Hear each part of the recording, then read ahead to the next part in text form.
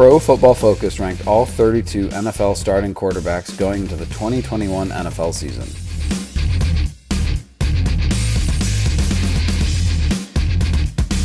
Check out where your quarterback landed and let us know in the comments if you think your quarterback should have landed higher or lower on their list.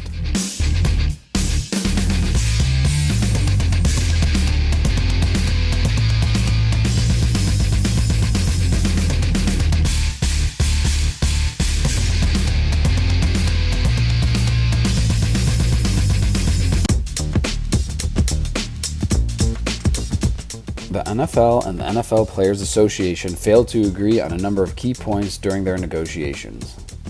These negotiations are being reported to us as dead. Player representatives from each team are now negotiating individually how they want their camps to look, especially in regards to COVID and the safety protocol around this disease.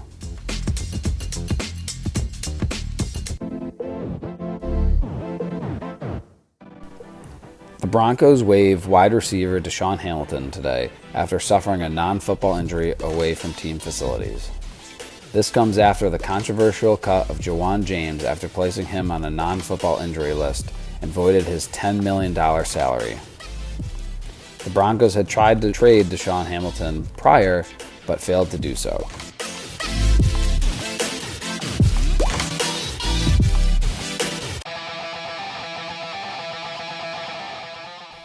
After Joe Burrow suffered a brutal knee injury, his doctor predicts he'll be able to start Week 1 against the Vikings. His doctor recommended no contact until 9 months after the surgery. This date will take place between the last preseason game and Week 1 of the regular season.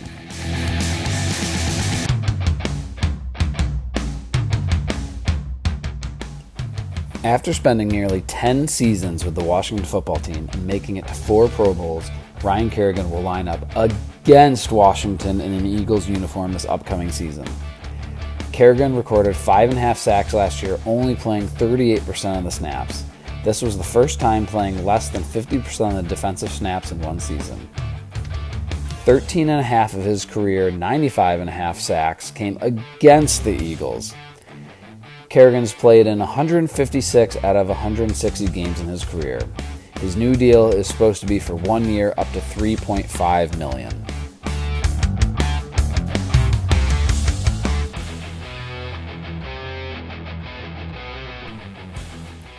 Matt Ryan was interviewed recently and spoke about his teammate Julio Jones and the trade rumors. This is what he had to say. "I love Julio. I've been so lucky to play with him for the past decade. He's an unbelievable player," Ryan said.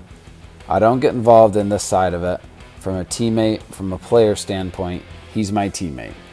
He's my guy. And you let the other side of it shake out how it is. But I know this, he's always ready to go. He's an incredible competitor, and he's one of the best to ever do it at his position. So he'll have himself ready to go, there's no question about that." "I don't know," Ryan said when asked what the offense might look like without Julio. "He's been such a cornerstone of what we've done for such a long time, I don't know. That's a hypothetical. I don't really want to go down that road. That's not really my business. But he's such a great player and a hell of a teammate. I love him. We'll see how things shake out, but he probably impacted my career more significantly than any other player. I've been really fortunate to be around him for as long as I have."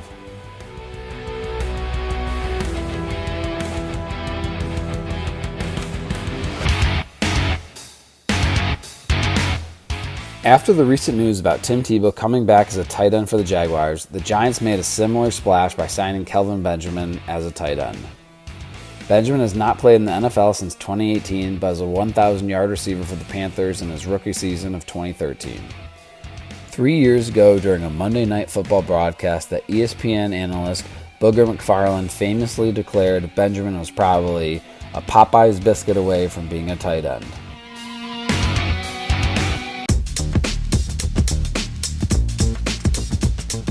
NFL.com's Adam Schein recently released his list of NFL MVP dark horses.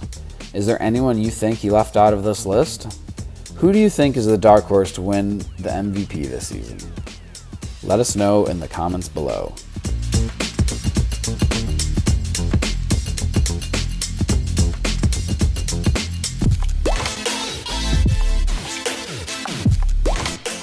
Juantarius Bryant was recently in the news for being tricked into flying to Atlanta for a tryout with the Falcons. After being told his name was not on the list, he took to social media to explain the situation. After seeing this, he was invited to be a part of the HUB football event on May 23rd, where a number of teams will be in attendance, including the Falcons.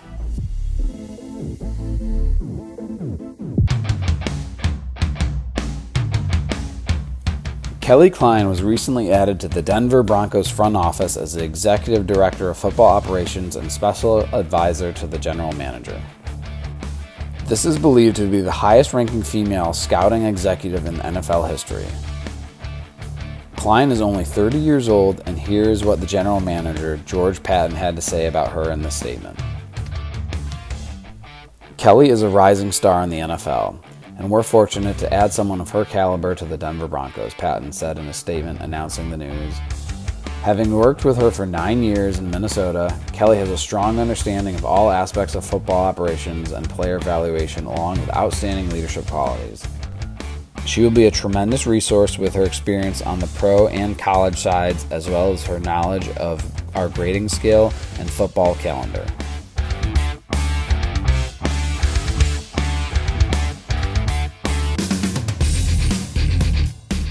Do not forget to smash that like button and subscribe to make sure you don't miss any of the latest NFL recaps.